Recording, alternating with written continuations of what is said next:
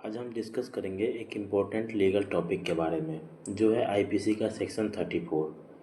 पहले तो ये आईपीसी में था, लेकिन अब जो नए क्रिमिनल कानून आए हुए हैं उसमें भारतीय न्याय संहिता 2023 के सेक्शन 3 क्लॉज 5 में दिया हुआ है।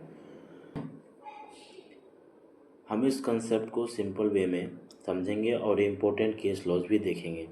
तो सबसे पहले देखते हैं कि सेक्शन 3 क्लॉज 5 ऑफ बीएनएस क्या कहता है। ये कहता है act done by several person in furtherance of common intention. अब यहाँ पे है कॉमन इंटेंशन।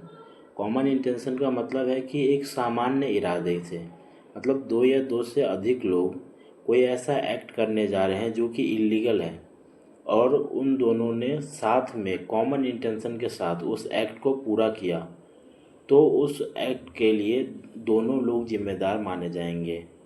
यही कहता है हमारा सेक्शन 34 या बीएनएस का सेक्शन 3 क्लॉज 5। इसमें यह होता है कि अगर किसी क्राइम में सबके पास एक कॉमन इंटेंशन है और उस क्राइम को मिलकर एग्जीक्यूट करते हैं तो सिर्फ एक पर्सन नहीं, पूरे ग्रुप जिम्मेदार माना जाएगा उस क्राइम के लिए। और सेक्शन 3 क्लॉज 5 कहता है कि अगर एक से ज़्यादा लोग मिलके क्राइम करें तो उन सब को इक्वली पनिश किया जाएगा। ये एक बात करता है हमारा section 3 clause 5 of general explanation of section 3 भारतीय न्याय संहिता का। तो सामान्य रूप से समझे एक एग्जाम्पल के तौर पे, तो मानिए कि एक घर में दो चोर चोरी करने गए, ठीक है। अब जैसे ही वो दोनों घर में घुसे, घर का मालिक उन्हें देख लेता है। जैसे ही देखता है तो एक उसमें से क्या करता है, अपना गन निकालता है और उसे गोली मार देता है, घर के मालिक को गोली मार देता है। अब यहाँ पे गोली तो एक नहीं मारा, लेकिन सज़ा दोनों को मिलेगी, मर्डर का भी और चोरी का भी। क्यों? क्योंकि दोनों का कॉमन इंटेंशन था चोरी करना। अब यहाँ इंटेंशन कॉमन था, क्राइम भले एक ने करा लेकिन सज़ा दोनों को ही मिलेगी, क्योंकि इंटेंशन कॉमन था चोरी करना और एक ने गोली मार दी। तो ऐसा माना जाएगा कि उनके इंटेंशंस तो कॉमन थे, भले ही गोली एक ने मारा, इसीलिए दोनों को इक्वली पनिश किया जाएगा।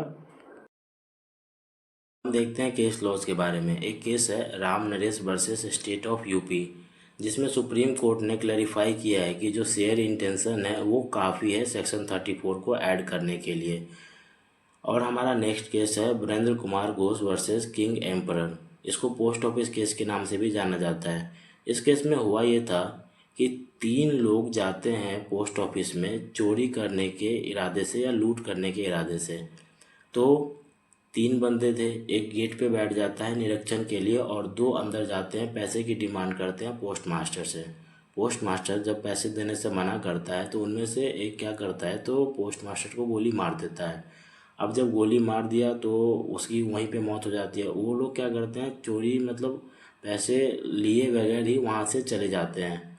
तो इसमें एक एक्यूज था वीरेंद्र कुमार घोष, वो ये कहता है कि जनाब हमने तो गोली मारी ही नहीं है, हम तो बस उनके साथ थे और हम तो बाहर बैठे थे। तो इसमें कोर्ट ये कहता है कि ऐसा नहीं है कि आपने गोली मारी हो या नहीं मारी हो, इसमें आप भी उतने ही हकदार होंगे क्योंकि आपका जो इंटेंशन था वो सामान्य था। साथ ही साथ ये कहा who wait and watch a criminal act with common intention will liable for the same act. इसका अर्थ ये है कि भले ही आप बाहर बैठ के देख रहे हो, लेकिन अगर आपका इरादा सेम था उस क्राइम में, आपका इंटेंशन सेम था, तो आपको भी उतना ही लायबल ठहराया जाएगा जितना कि बाकियों को ठहराया जाएगा।